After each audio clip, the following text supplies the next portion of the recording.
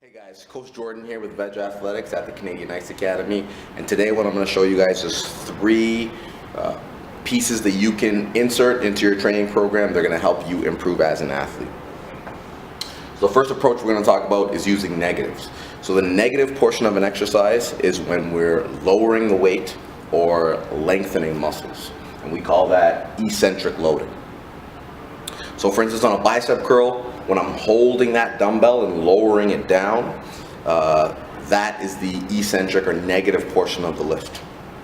So how can we use negatives in our training to improve as athletes? Well, because those sets, each rep is so long, those sets get really long. Your reps are going to be anywhere from 6 to 10 seconds, which means your sets are going to be anywhere from 1 to 2 minutes. This means we can use a lot less weight while we can train at the same or higher intensity.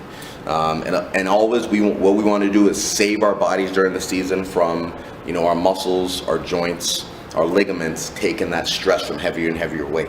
We want to see what we can do during the season to train hard, get stronger without using heavier weight. The negative thing about negatives is that they can cause some muscle damage, as in those little micro tears that you create when you're training that we want to use to improve and get stronger. You're doing a lot. So it can create a lot of soreness. It's not something you want to throw in before a big practice, or definitely not before a game. But if you have some time off during the season, or if you're trying to really bulletproof your body going into training camp, negatives are definitely something to implement into your training. So right after negatives, we have accommodating resistance. So accommodating resistance is, you guys have probably seen this sometimes, the utilization of bands and chains in training. They look cool, but they're not just there to look cool, and they're fun too, but they're not just there for fun. We have some science behind it. So what the accommodating resistance does is, as you move through an exercise and as your leverages get better, say coming out of a squat, as you get to the top of that squat, it gets a lot easier. It's a lot harder to come from the bottom of that squat. So as your leverages improve, the bands are stretching more, they're pulling down on you, they're getting heavier, and the chains are coming up off the floor and they're getting heavier. So what the accommodating resistance teaches your body to do is be explosive through a full range of motion. Your brain doesn't say, I'm going to slow down now. Your brain says, I'm going to accelerate now. So we can really train our bodies to be fast and to be explosive.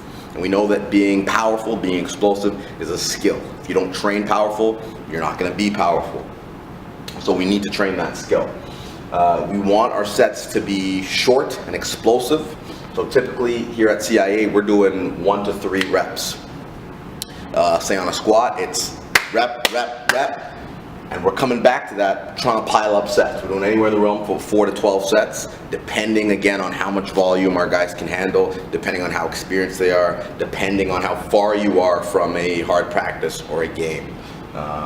You might be in the height of that 12 set mark earlier in the week, and if you got a game in a day or two, you might only be banging out 4 explosive sets, reminding your body how explosive it is.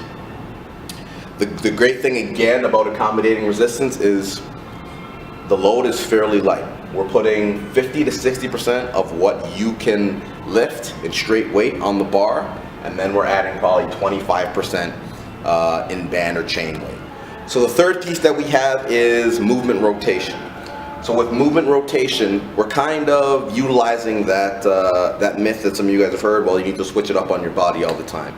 You don't need to switch it up on your body all the time, but once your body starts perceiving something that you've been hammering at, let's take a squat for example. If we've been doing a back squat for 3 straight weeks, my brain and my nervous system are telling me, Jordan, this back squat is really heavy, it's really intense, I don't want to do it anymore. I want to stop myself from experiencing that high intensity. What we can do is switch to a similar but different exercise. So say a front squat, and we go back, we take a step back, and we're a little bit lighter than what we're capable of in that front squat. You can front squat 200 pounds, you might start your wave at 180 pounds and work up and up and up. And now that your brain perceives that as a new stimulus, we can get a little bit extra out of that movement and say front squat up to 205 to 210 pounds. So we can get that continued improvement again by stepping back and working at a lighter intensity. So that movement rotation is a huge piece Depending on your experience level, if you're a stronger, more experienced athlete, you might only want to be working in 6 weeks at a time with a particular exercise.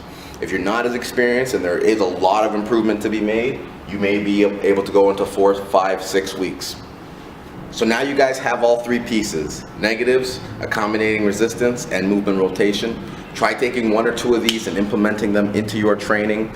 Hopefully help you improve as an athlete and take your game to a whole nother level. So this is Coach Jordan with Veg Athletics, Plant Powered Performance. I'll see you guys next time.